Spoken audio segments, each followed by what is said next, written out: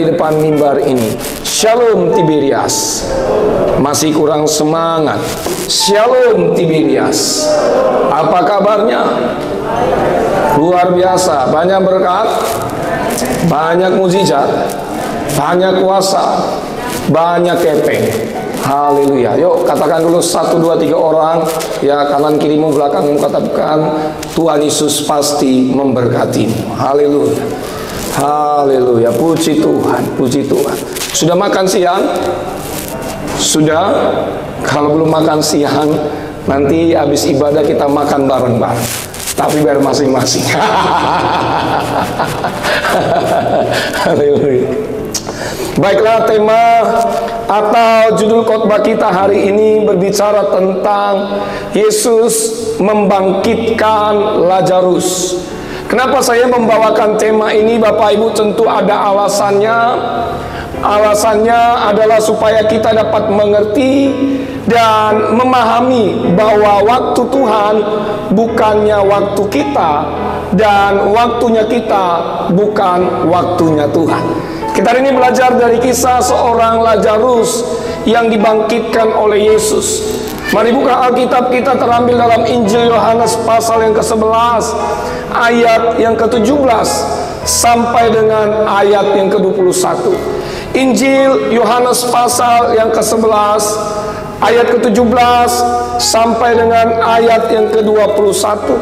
Kita akan baca secara bergantian, saudaraku. Set ke-17, nanti saudara ke-18, lalu tiba di ayat yang ke-21, sama-sama kita baca. Yang sudah dapat katakan, wow, puji Tuhan. Kurang semangat lagi kita katakan, wow, puji Tuhan. 1:17 Bapak Ibu. Maka ketika Yesus tiba, didapatinya Lazarus telah 4 hari berbaring di dalam kubur. Bab 18.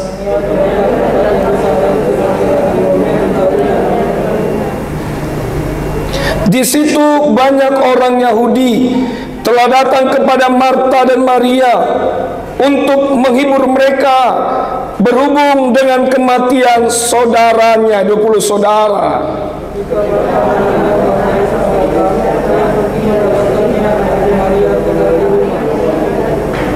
Ayat 21, sama-sama kita baca 2, 3, iya. Maka kata Marta kepada Yesus, Tuhan, sekiranya engkau ada di sini, saudaraku pasti tidak mati. Berbahagialah bagi setiap kita hari ini yang mendengarkan firman Tuhan serta melakukan firman Tuhan ini dalam kehidupan kita setiap hari.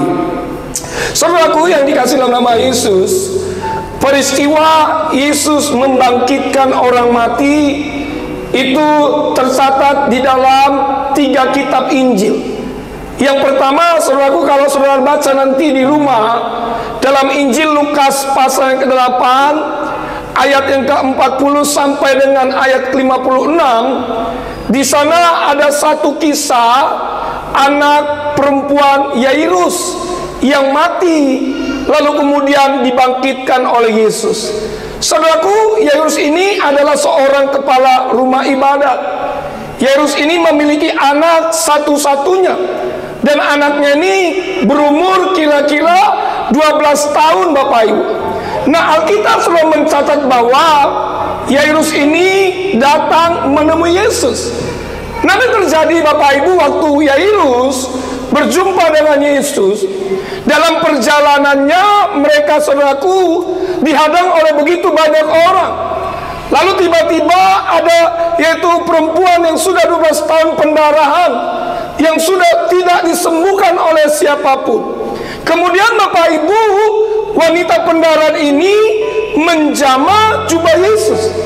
Nah, Alkitab sudah mengatakan seketika itu pula berhentilah pendarahannya. Saudaraku, lalu Yesus berkata kepada murid-muridnya, dia bilang begini, ada tenaga yang keluar dari tubuhku. Siapakah yang menjamah jubahku? Waktu Yesus dan murid-muridnya bercakap-cakap, tiba-tiba Bapak Ibu keluarga kepala rumah ibadat itu datang menemui Yesus dan Yairus. Keluarga kepala rumah ibadat itu bilang begini, anakmu sudah mati, jangan lagi engkau menyusahai guru. Saudaraku yang dikasihi nama Yesus.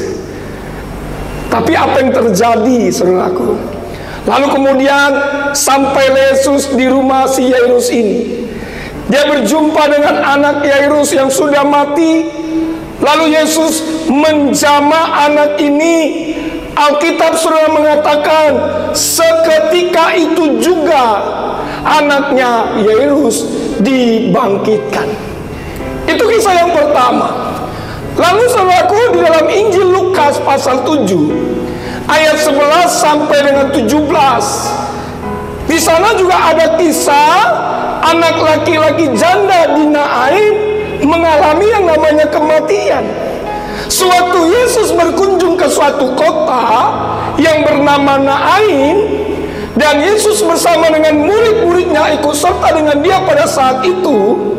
Lalu kemudian dalam perjalanan Yesus melihat ada orang mati diusung keluar. Lalu kemudian Bapak Ibu, apa yang terjadi? Alkitab sudah mengatakan Yesus tergerak oleh belas kasihan. Saudaraku, anak laki-laki janda di Nain itu dibangkitkan oleh Yesus. Lalu kemudian Bapak Ibu, kisah yang ketiga, nas pembacaan yang baru saja kita baca, di mana Lazarus dibangkitkan oleh Yesus. Lazarus ini memiliki dua saudara. Yang pertama Marta, lalu yang kedua Maria. Lazarus ini, saudaraku, sudah mengalami kematian selama 4 hari dan sudah berbau. Tapi terjadi Bapak Ibu yang dikasih dalam nama Yesus, dan Yesus mengulur-ngulur waktunya untuk datang ke Betania. Tapi sebetulnya Yesus tahu, dan Yesus memberikan pesan kepada Maria dan Marta bahwa Lazarus tidak mengalami kematian, tetapi hanya tertidur. Bapak Ibu, saudaraku, tibalah waktunya Yesus datang. Dan Alkitab sudah mengatakan bahwa Lazarus pun dibangkitkan dari kematian. Dan latar belakang ini kita akan belajar, Bapak Ibu, menarik sekali dari kisah ini. Ada 3 kisah, ada 3 peristiwa yang dapat kita pelajari. Peristiwa Yesus membangkitkan Lazarus. Yang pertama, Yohanes pasal 11 ayat 3 sampai dengan yang ke-6. Saya bacakan buat saudara. Dan Lazarus yang sakit itu adalah saudaranya. Kedua perempuan itu mengirim kabar kepada Yesus, Tuhan, dia yang engkau kasihi sakit.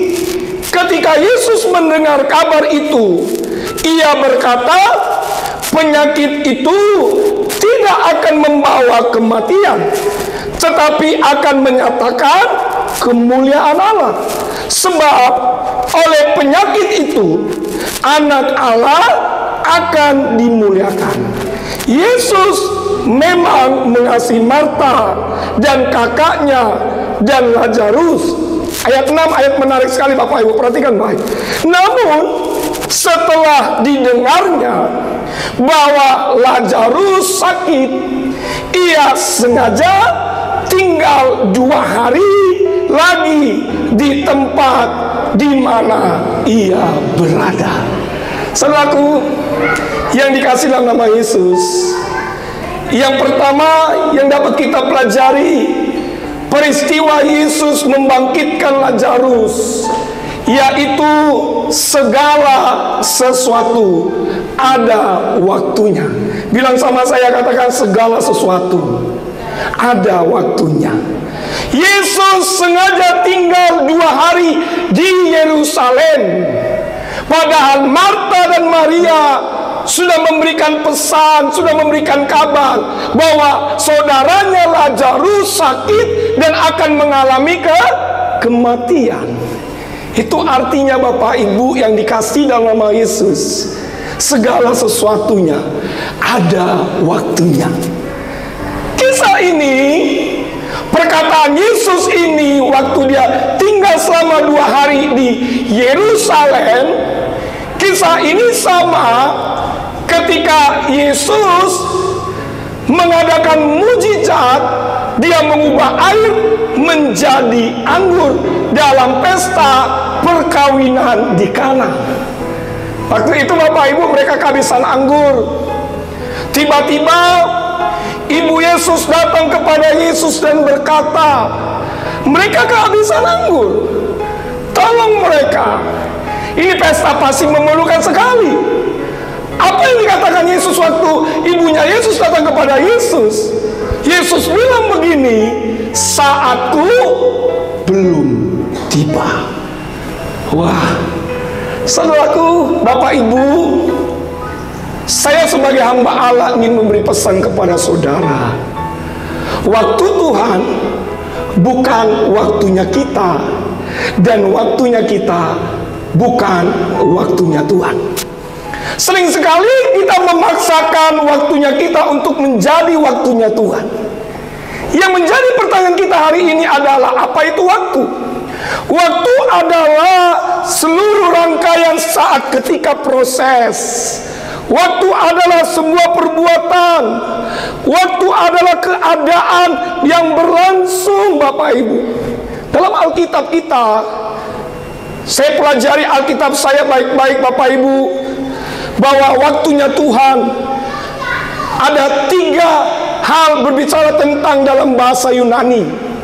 Yang pertama, ada waktunya Kronos. Waktu Kronos ini berbicara tentang waktu yang biasa, waktu yang sekejap mata, atau waktu yang selalu ada. Waktu Kronos, misalkan contohnya Bapak Ibu, kehidupan yang kita lewati, yang kita jalan setiap hari, setiap jam, setiap detik, setiap minggu, setiap bulan, bahkan setiap tahun, itu berbicara tentang waktu Kronos. Lalu yang kedua, ada waktu Aion, Bapak Ibu. Waktu Aion berbicara tentang waktu cukup lama sekali, waktu yang tanpa batas. Misalkan ketika Allah menciptakan langit dan bumi beserta isinya. Lalu contoh yang kedua adalah ketika nanti Yesus datang kembali ke dunia ini menjemput sale-salenya. Lalu yang ketiga, yang menarik adalah waktu Kairos. Waktu Kairos, Bapak Ibu, berbicara tentang periode atau berbicara tentang waktunya Tuhan. Di dalam waktunya Tuhan ada kesempatan. Amin. Di dalam waktunya Tuhan, Tuhan selalu memberikan kita kekuatan, kesehatan, berkat, kuasa, mujizat Allah. Tapi bagi mereka yang percaya kepadanya, selaku waktu Tuhan tidak terlalu cepat, waktu Tuhan tidak terlalu lambat, tetapi waktu Tuhan tepat pada waktunya. Amin. Coba kita baca dulu di dalam Pengkhotbah pasal yang ketiga ayat 11. Sama-sama kita baca, Bapak. 2, 3, iya. Ia membuat apa? Segala sesuatu indah pada waktunya. Terus, bahkan ia memberikan kekekalan dalam, tetapi manusia tidak dapat apa? Menyelami pekerjaan yang dilakukan Allah dari awal sampai akhir. Pengkhotbah mengatakan ia membuat segala sesuatu indah pada waktunya. Waktu Tuhan pasti terbaik bagi orang yang percaya kepadanya. Saudaraku, saya sebagai hamba Allah ingin memberikan pesan buat saudara, memberikan semangat buat saudara. Kalau hari ini Bapak Ibu Saudara masih belum sembuh, tetaplah percaya bahwa waktu Tuhan sembuhkan saudara. Amin. Kalau hari ini saudara belum punya rumah, masih ngontrak sana, ngontrak sini, saya sebagai hamba Allah beri pesan kepada saudara, tetaplah bersabar. Suatu saat ketika nanti saudara punya pasti rumah di bumi. Kalau hari ini saudara usahanya belum maju, belum dipromosikan, percayalah, tetap andalkan Tuhan. Tuhan pasti buka jalan buat saudara. Karena waktu Tuhan pasti yang terbaik. Saudaraku, saya memberikan satu ilustrasi di mana ada seorang ayah menyuruh anak-anaknya pergi ke sebuah hutan melihat pohon pir di waktu yang berbeda-beda. Anak yang pertama disuruh ayahnya pergi pada musim dingin. Lalu anak yang kedua disuruh pergi pada musim semi. Anak yang ketiga disuruh pergi pada musim panas. Lalu anak yang keempat disuruh pergi pada musim gugur. Apa terjadi Bapak Ibu? Keempat anak ini datang kepada ayahnya dan memberikan komentar yang berbeda-beda, pendapat yang berbeda-beda. Anak yang pertama bilang sama ayahnya, bilang begini, bahwa pohon pir tersebut tampaknya sangat jelek dan batangnya bengkok karena dia pergi pada musim dingin. Lalu anak yang kedua kasih laporan sama papanya, dibilang begini, pohon itu dipenuhi kuncup-kuncup hijau yang menjanjikan, batangnya lurus dan bagus sekali karena dia pergi di musim semi. Lalu anak yang ketiga Bapak Ibu memberikan komentar kepada ayahnya. Dia bilang begini, pohon itu dipenuhi dengan bunga-bunga yang menebarkan dan bau yang begitu harum. Lalu anak yang keempat bilang kepada ayahnya, "Pak, pohon itu penuh dengan buah yang matang dan harum. Pohon itu bagus." Lalu ayahnya bilang kepada keempat anaknya ini, "Semua komentar pandangan anak-anakku yang berbeda-beda pada musim yang berbeda-beda, tentu itu sangat baik." Lalu ayahnya bilang, "Mulai sekarang jangan pernah menilai kehidupan hanya berdasarkan satu masa yang sulit." Sering sekali Bapak Ibu kita menilai kehidupan kita dengan masa-masa sulit. Sering sekali kita menilai kehidupan orang, wah dia kok gagal, kok dia belum punya rumah di bumi, kok dia belum punya mobil, kok dia belum punya ini, dan belum punya ini. Saudaraku yang dikasih dalam nama Yesus, kalau kita menilai seseorang dengan pandangan-pandangan kita tersebut, saya percaya kita tidak akan pernah maju-maju di dalam Tuhan. Amin. Pandanglah diri saudara dari sudut pandangnya Allah. Jadi yang pertama yang dapat kita pelajari dari peristiwa Yesus membangkitkan Lazarus adalah bahwa ia membuat segala sesuatu ada waktunya. Segala sesuatu ada waktunya. Beri tepuk tangan dulu, beri pujian bagi Allah kita. Itu yang pertama. Yang kedua, di ayat 20 sampai dengan 22, Yohanes 11 ayat 20 sampai dengan 22. Lalu kita loncat nanti ayat 32 sampai dengan ayat 36. Saya akan bacakan buat saudara. Ketika Marta mendengar bahwa Yesus datang, ia pergi mendapatkannya, tetapi Maria tinggal di rumahnya. Maka kata Marta kepada Yesus, "Tuhan, sekiranya engkau ada di sini, saudaraku pasti tidak mati." Ayat 22. "Tetapi sekarang pun aku tahu bahwa Allah akan memberikan kepadamu segala sesuatu yang engkau minta kepadanya." Kita loncat ayat 32 sampai dengan 36. Ayat 32 berkata, "Setibanya Maria di tempat Yesus berada dan melihat dia, Tersungkurlah ia di depan kaki Yesus dan berkata kepada Yesus, "Tuhan, sekiranya Engkau ada di sini, saudaraku pasti tidak mati."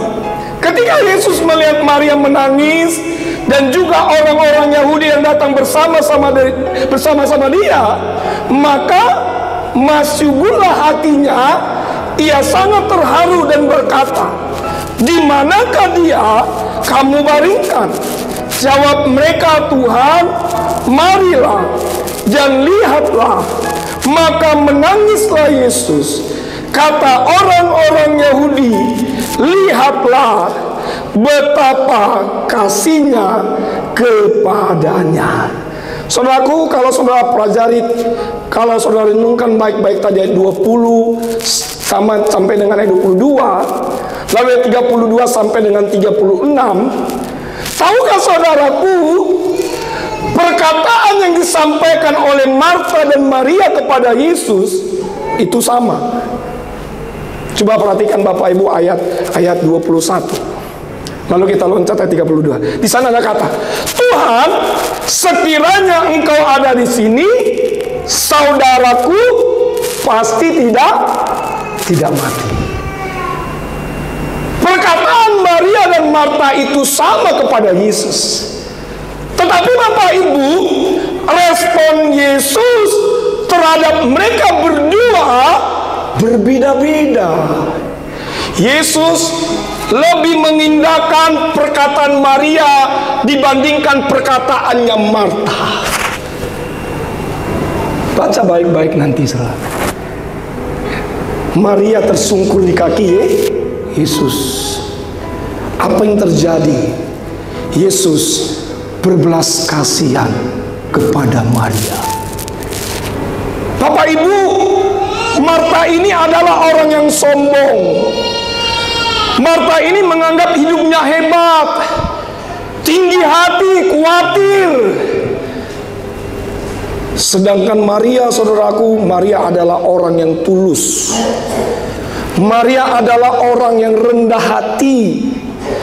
Dan Maria tahu bahwa Maria tahu bahwa hanya Yesus yang sanggup membangkitkan saudaraku yang bernama Lazarus. Bapak Ibu yang dikasihi dalam nama Yesus, inilah sikap kerendahan hati seorang Maria. Jadi yang kedua yang dapat kita pelajari dari kisah Yesus membangkitkan Lazarus, miliki sikap hati yang benar di hadapan Tuhan. Sikap hati yang benar di hadapan Tuhan membuat hidup kita tulus dan suci di hadapan Tuhan. Sikap hati yang benar di hadapan Tuhan membuat saya dan saudara berjalan dalam pimpinan Tuhan. Sikap hati yang benar, saya percaya orang tersebut adalah orang yang rendah hati dan tidak akan pernah menyombongkan diri seperti yang dialami oleh Marta. Saudaraku, Marta ini biasanya selalu sibuk dengan hidupnya dan sibuk melayani Yesus. Saudara baca Alkitab saudara baik-baik, Maria selalu duduk di kaki Yesus, betul? Dan Maria ini pernah memiliki kaki Yesus. Dia selalu mendengar apa yang dikatakan Yesus. Dia membangun hubungan yang intim bersama dengan Allah. Ada 3 hal yang dapat kita pelajari Bapak Ibu yang dikasih dalam nama Yesus. Bagaimana kita bisa memiliki sikap hati yang benar seperti yang dialami oleh Maria. Yang pertama, saya catat di sini, memiliki hubungan yang intim dengan Tuhan. Bilang sama saya, katakan memiliki hubungan yang intim dengan Tuhan. Amin. Saudaraku, mari kita memiliki hubungan yang intim bersama dengan Tuhan. Kalau hari ini saudara sudah mulai malas baca Alkitab, malas berdoa, malas menyembah Tuhan, bangkitkan kembali. Bangun hubunganmu yang intim bersama dengan Tuhan. Amin. Saya punya tim Bapak Ibu, kami punya grup, ada 4 orang. Kami itu punya tim Bapak Ibu, itu punya baca Alkitab setiap hari. Satu hari itu 2 pasal, mulai dari Kejadian dan sampai kitab Wahyu. Dan kami sadar bahwa tanpa firman Tuhan kami tidak bisa berbuat apa-apa. Amin. Kami sadar bahwa tanpa Yesus, tanpa firman Tuhan kami tidak bisa akan bertumbuh di dalam kebenaran firman Tuhan. Come on Bapak Ibu, baca firman Tuhan, lari kita berdoa, menyembah Tuhan, sampaikan isi hatimu, pergumulanmu di hadapan Tuhan, bangun hubungan yang intim dengan Tuhan. Mari katakan kanan kirimu, bilang begini, mulai hari ini, mulai sekarang, bangun hubungan yang intim dengan Tuhan. Ayo katakan kanan kirimu, ayo. Dapatkan minimal 10 orang. Saya bilang gini, Pak Pendeta jauh-jauh ini. Ya nggak apa-apa, bangun hubungan yang intim dengan Tuhan. Amin. Saya sama istri sama anak Bapak Ibu selalu berdoa tiap malam. Perjamuan kudus, minyak urapan. Kalau misalkan nanti saya terlalu malam pulang dari kampus, dari STT, anak saya kerja di STT, Bapak Ibu, itu istri sama anak-anak itu selalu berdoa. Kadang-kadang anak saya telepon saya, "Papa di mana? Kok belum pulang?" Saya bilang, "Papa lagi ngajar ini." Ya udah, jadi kami duluan doa ya Pak ya. Iya silakan berdoa. Jangan lupa doakan Papa. Ya kan? Bangun hubungan yang intim dengan Tuhan.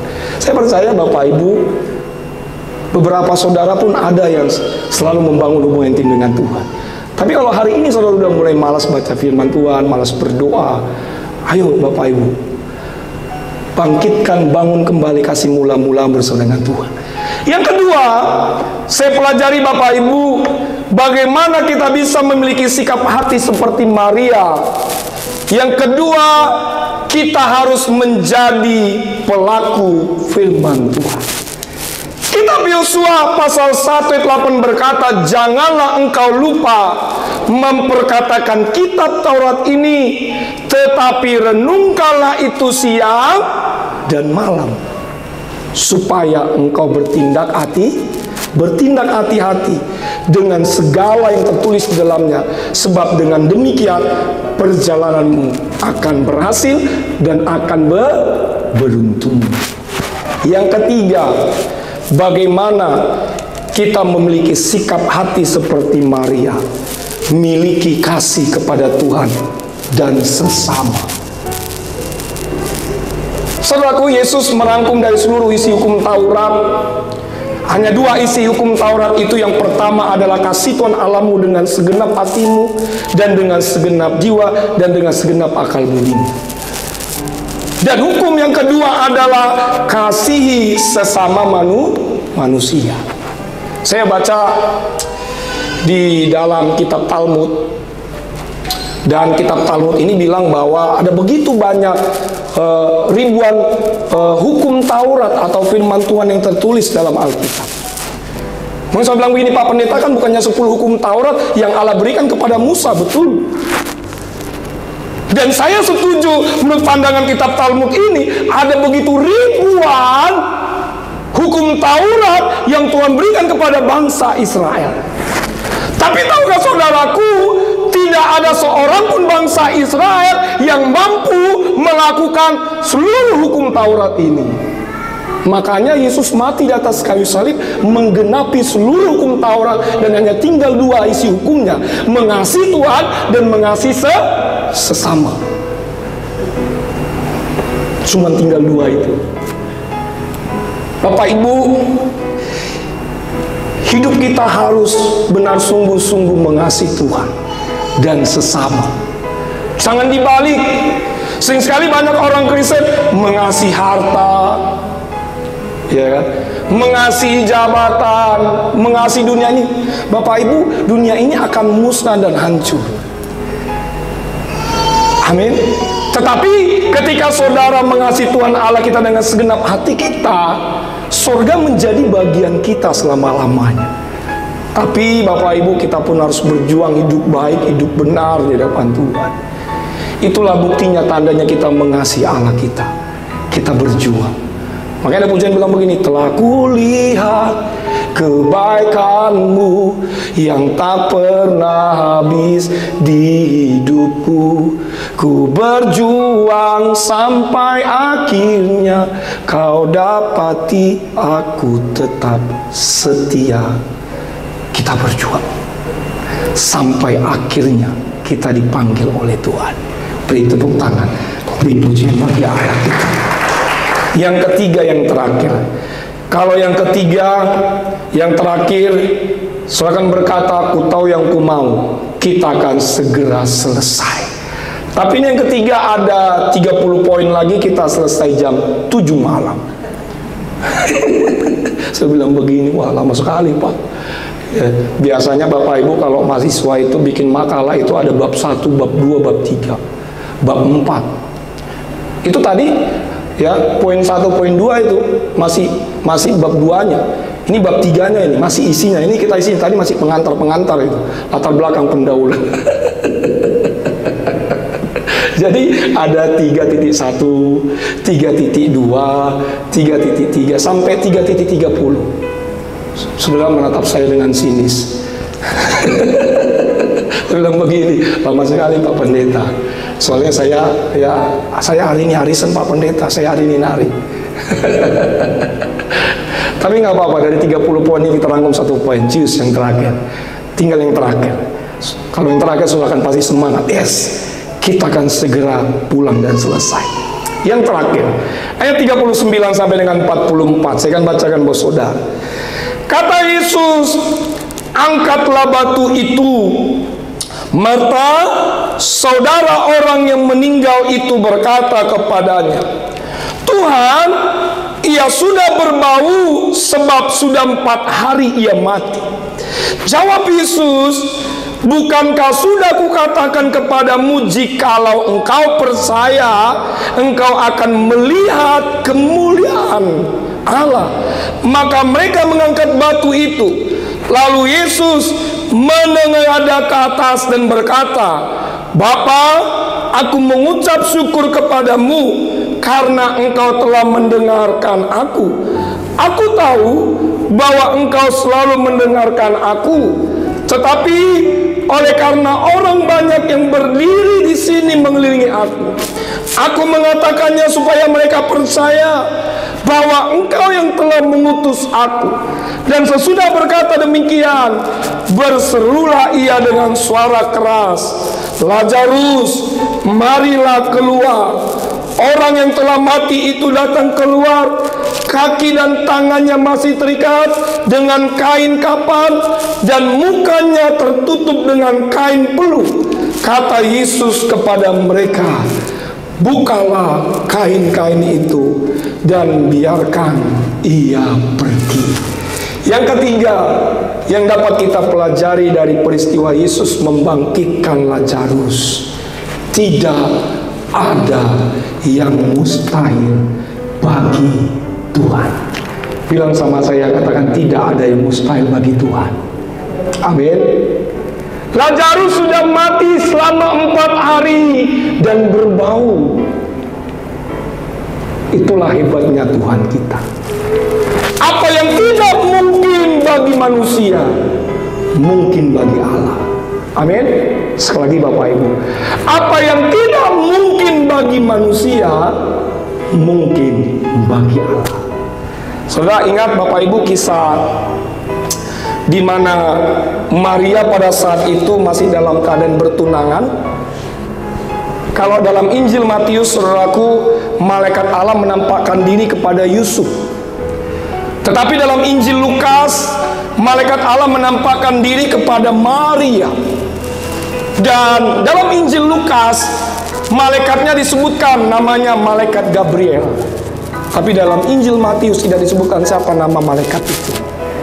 Yang menarik dari kisah ini Bapak Ibu, ini kisah yang setiap tahun kita rayakan, yaitu peristiwa Natal kelahiran Kristus datang ke dunia. Apa yang terjadi waktu itu, saudaraku?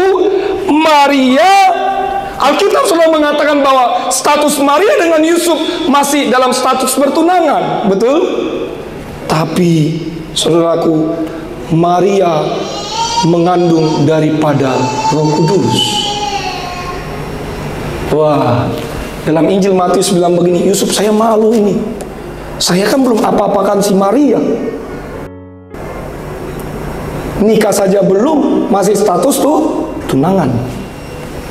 Lalu Maria bilang begini, ya malu saya.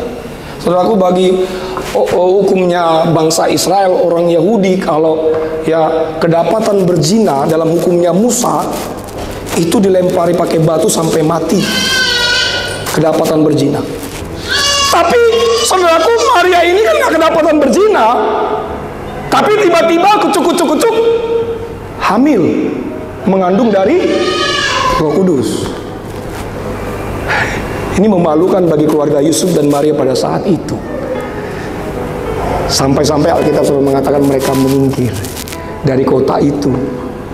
Yang menarik dalam Injil Lukas dikatakan di situ, Bapak Ibu, ketika malaikat Allah menampakkan diri pada Maria, ayat yang sangat canggih di sana dikatakan, bagi Allah tidak ada yang mustahil. Kalau bagi saya suka-sukanya Allah lah. Amin. Ya, suka-sukanya Allah. Hebat Tuhan kita. Apa aplikasinya dalam kehidupan kita setiap hari? Ya mungkin saudara, ekonomi saudara ya hari-hari ini dalam kondisi yang memprihatinkan, terpuruk. Tapi ingat baik, Allah sanggup bisa mengubah ekonomi kita yang terpuruk menjadi orang yang sangat diberkati oleh Tuhan. Amin. Mungkin saudara hari-hari ini mengalami terlilit utang. Rumah harus disita oleh pihak bank. Perlu saudara ingat, karena bagi Allah tidak ada yang mustahil. Beberapa minggu yang lalu saya mendoakan seorang jemaat, tiba-tiba datang kepada saya. Saya tidak sebutkan lokasinya di mana. Saya turun dari mimbar, saya khotbah tentang mujizat. Apa yang terjadi Bapak Ibu? Dia datang, dia bilang, Pak Pendeta, tolong doakan saya. Saya bilang, pingin didoakan apa Pak? Saya terlilit utang Pak Pendeta. Minggu besok orang bank ingin sita rumah saya. Saya sebagai hamba Allah mendoakan dia. Saya bilang, bagi Allah tidak ada yang mustahil. Saya doakan dia Bapak Ibu. Tadi waktu saya khotbah di Boston, dia datang lagi sama saya. Karena saya terus susah aja di Boston ya. Datang lagi, dibilang, Pak Pendeta, puji Tuhan, hutang saya lunas dibayar oleh Tuhan Yesus. Beri tepuk tangan dulu. Beri pujian bagi Allah kita. Bagi Allah tidak ada yang mustahil. Hari ini saudaraku yang dikasih dalam nama Yesus, seberat apapun pergumulan saudara hari ini, ingat, Allah pasti memberikan kita jalan keluar. Kita punya Tuhan yang besar, kita Tuhan yang sanggup memberikan kita jalan keluar. Amin. Dia Allah yang dahsyat, Dia Allah yang luar biasa. Saya bilang pada saya, Pak Pendeta, penyakit saya udah stadium 4. Dokter memvonis saya, umur saya udah nggak panjang lagi. Ya, tahun ini mungkin udah mengalami kematian. Dengar baik Bapak Ibu Saudara punya iman. Bagi Allah tidak ada yang mustahil. Bilang sama saya, katakan, bagi Allah tidak ada yang mustahil. Apa yang tidak mungkin bagi manusia, mungkin bagi Allah. Sekali lagi beri tepuk tangan, beri pujian bagi Allah kita. Tutup Alkitab saudara. Mari kita datang di hadapan Tuhan. Terima kasih Tuhan Yesus yang baik.